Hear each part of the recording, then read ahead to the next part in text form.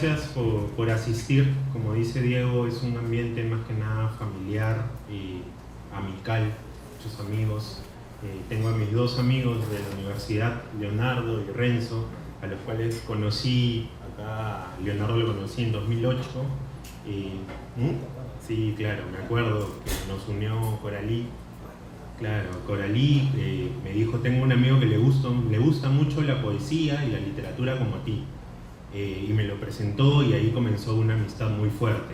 Lo mismo con Renzo, tenemos una relación amical muy fuerte, nos conocimos en la universidad. Imaginen que estamos en una habitación que se parece más a una oficina con gente que nos observa con desconfianza. Como cuando en las tiendas las miradas ponen una atención particular en nuestras manos y en nuestros bolsillos. Esa misma carga de tensión se imprime ahora en nuestras almas, pero ya no se juzgan las intenciones, sino los rostros, las procedencias y los idiomas. La paradoja es que en ese espacio, quienes hablan igual no dominan, sino se someten, o los someten. El monopolio lo tienen ellos, que no son muchos, pero dan miedo. Ellos y no nosotros.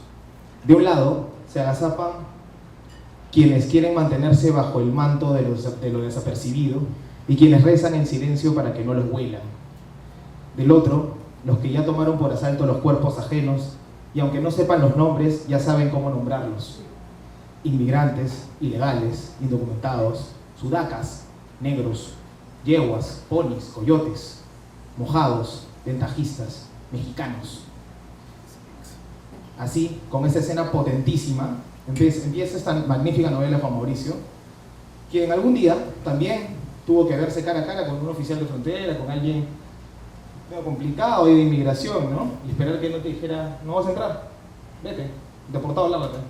Entonces, ese inicio tan fuerte y con un primer capítulo en el que que te va a marcar el tono de lo que va a venir después en la narración, en cuestiones técnicas, por así decirlo, es lo que ya te introduce en esta gran novela, ¿no? Yo no conozco Estados Unidos,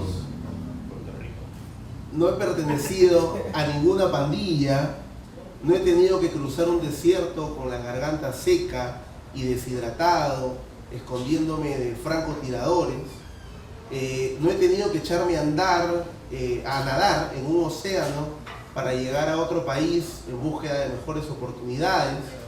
No conozco esas torturas que también se describen en la novela de Juan Mauricio.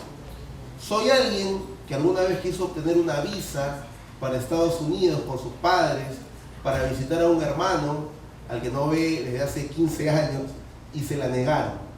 ¿Por qué cuento esto? Porque quiero decir que todos tenemos una historia con Estados Unidos, aunque no la tengamos, la tenemos incluso por omisión. Ayer me puse a revisar nuestras conversaciones en Facebook, nostálgicamente, y descubrí que una madrugada a inicios de 2014, mira cuánto tiempo ha pasado, cuántos kilos, cuántas libras, y tú me mandaste el primer cuento de Al Norte No Hay Paraíso, ¿no?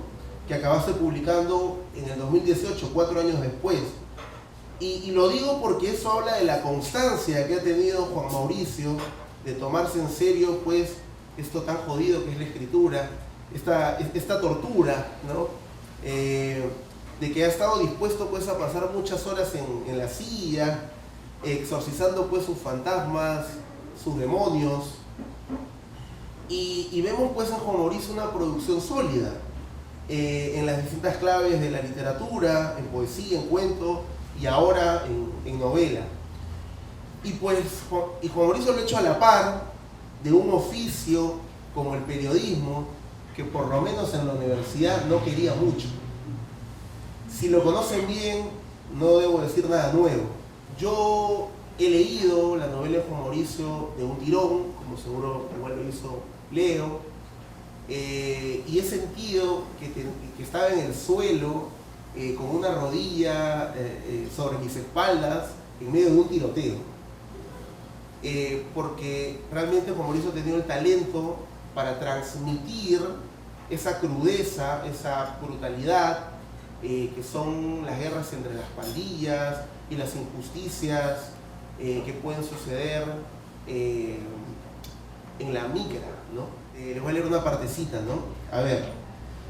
Queríamos sangre, me había convertido en un asesino, me encantaba ver morir a las personas, cortar la yugular a un rival era excitante, cómo se retorcía para salvarse, quemar un cuerpo vivo, los gritos eran un rap de Tupac, el ruego de los rivales cuando los tienes de rodillas, antes de dispararle en la sien y que toda la sangre te manche la cara y la saborees con tus labios.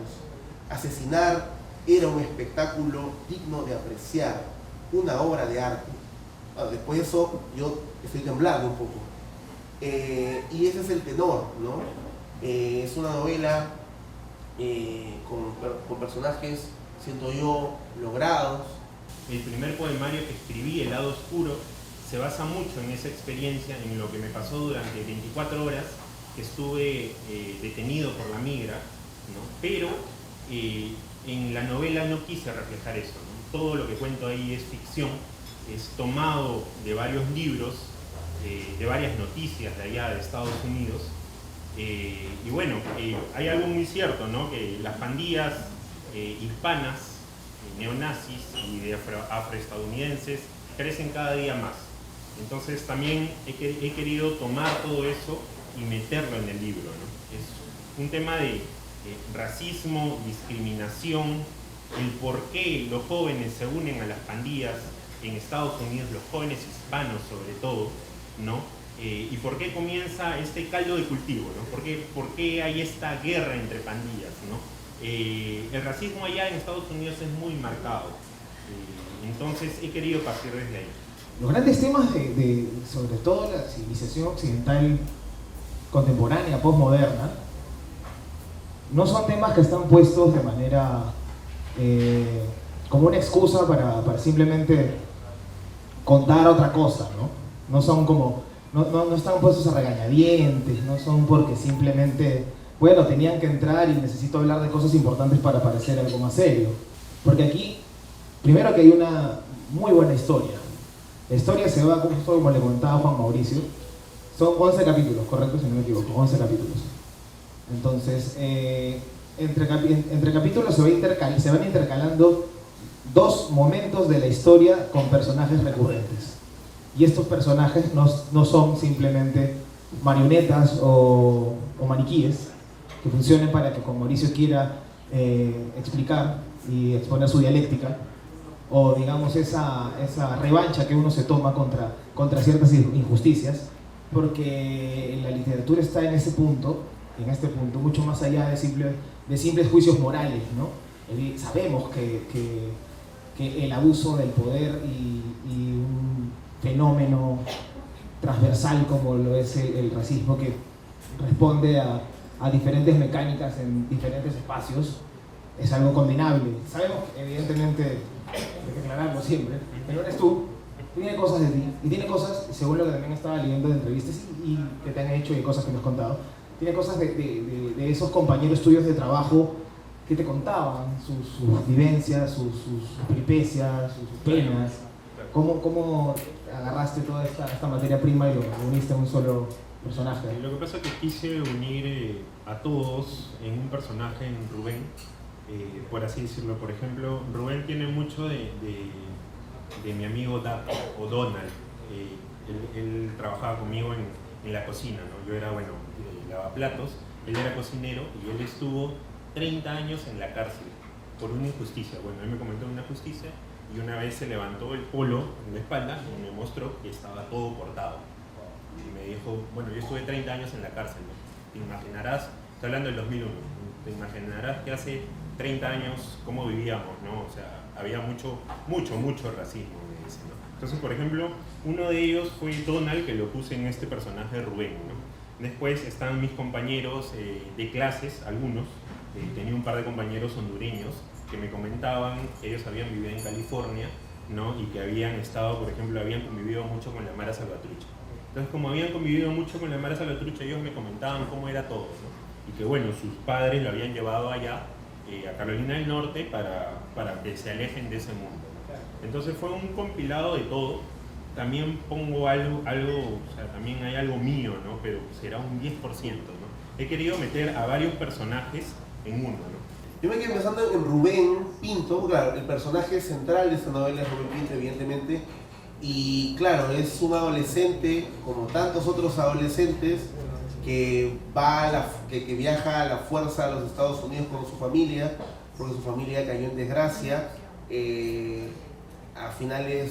a inicios de los 2000, ¿no? Post dictadura, sin sueños, en medio de la incertidumbre, y pues tiene que dejar su colegio, dejar sus amigos, dejar a un abuelo que no va a volver a ver. Creo en todo caso que nos puedas contar cuál ha sido la escena más cruda que quizás se te fue difícil plasmar, ¿no? Creo que el hecho de armar a este personaje Sonjo, que era una persona muy miserable, muy desgraciado, un asesino prácticamente a sueldo, y que no tenía corazón, ¿no? Yo creo que Sonjo es una persona que he juntado, por ejemplo, ahí junto mucho a la Mara Salvatrucha, a la MS-18, a los Latin Kings, a los Crips, a los Bloods. Los he puesto a todos en uno, ¿no? Y me fue un poco complicado armarlo también, porque yo decía, tal vez lo pongo en diferentes personajes, ¿no?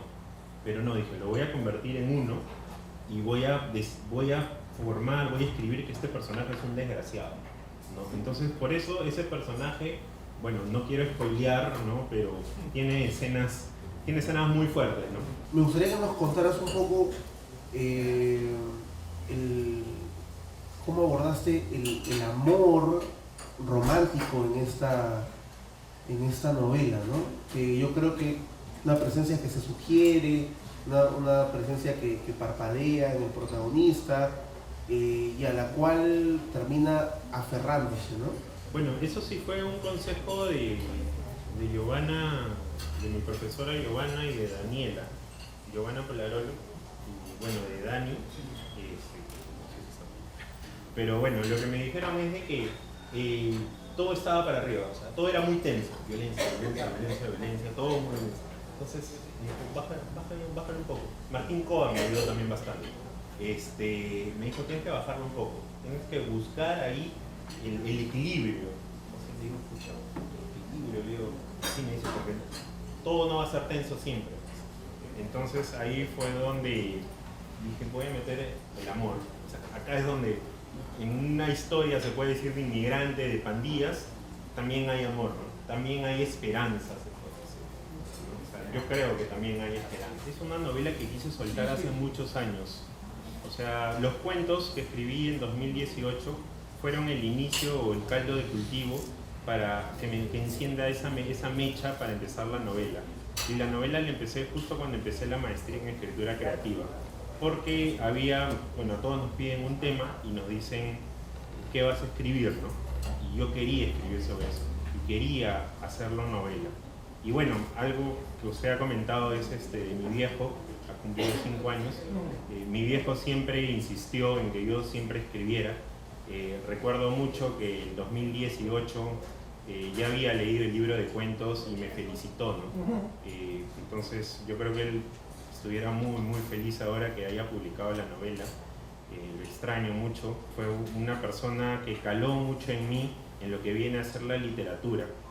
Gracias a él comencé a leer a García Márquez, a Vargas Llosa, a Hemingway. Hablamos mucho de literatura desde la adolescencia hasta la adultez, ¿no? Y él fue alguien de que me impulsó también, ¿no? Y reiterarle el agradecimiento a Juan Mauricio, al panel, a Renzo, a Leonardo, de parte del Grupo Editorial Estación La Cultura en su sello Animal de Invierno. Será hasta una próxima oportunidad. Hasta luego. Gracias.